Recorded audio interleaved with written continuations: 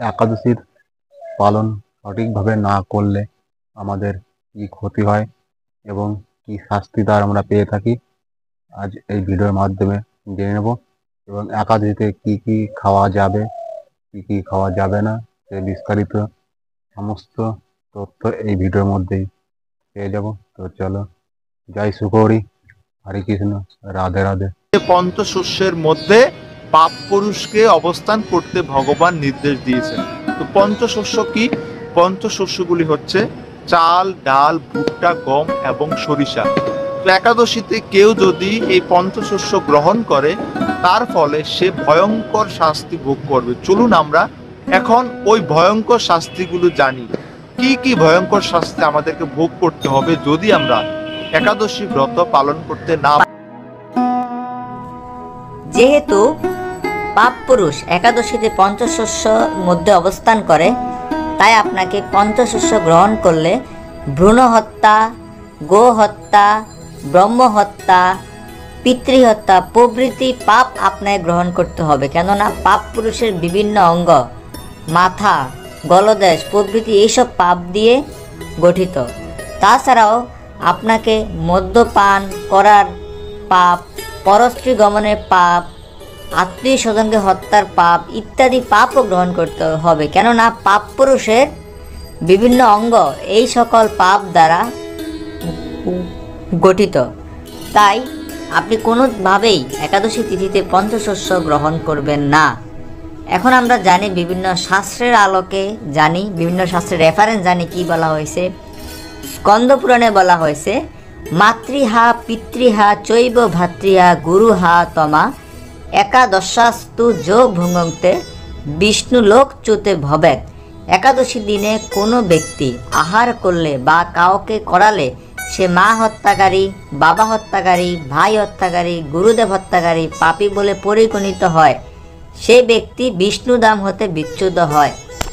ব্রহ্মচারী গৃহসেবা বানপ্রস্থ হতবা জ্যোতি একাদশং হি ভুঞ্জান ভূভক্তে গোমাংস মেবহি।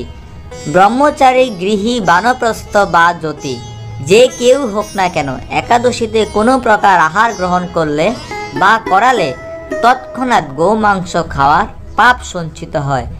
বিষ্ণু ধর্মোত্তরে এই সম্পর্কে স্পষ্টভাবে উল্লেখ করা হয়েছে।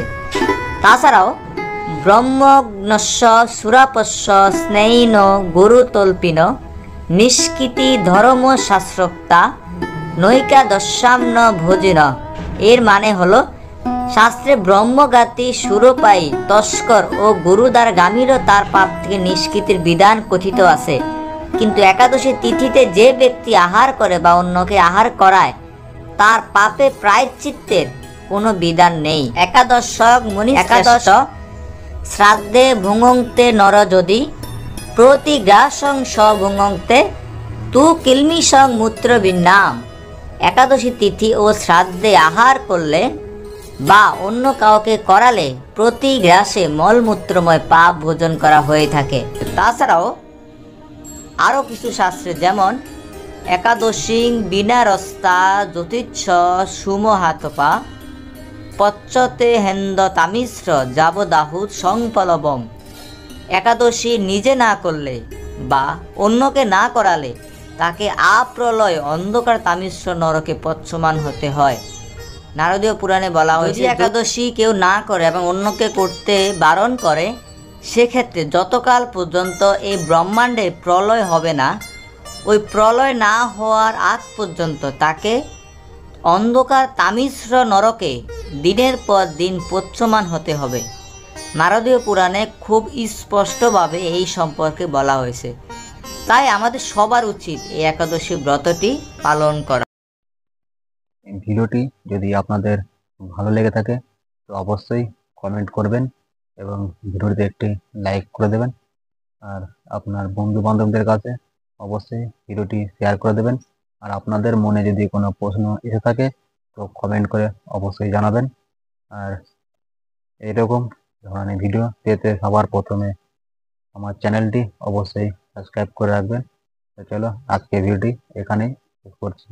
আর কবে কি একাদশী জানতে হলে অবশ্যই কমেন্ট করতে হবে।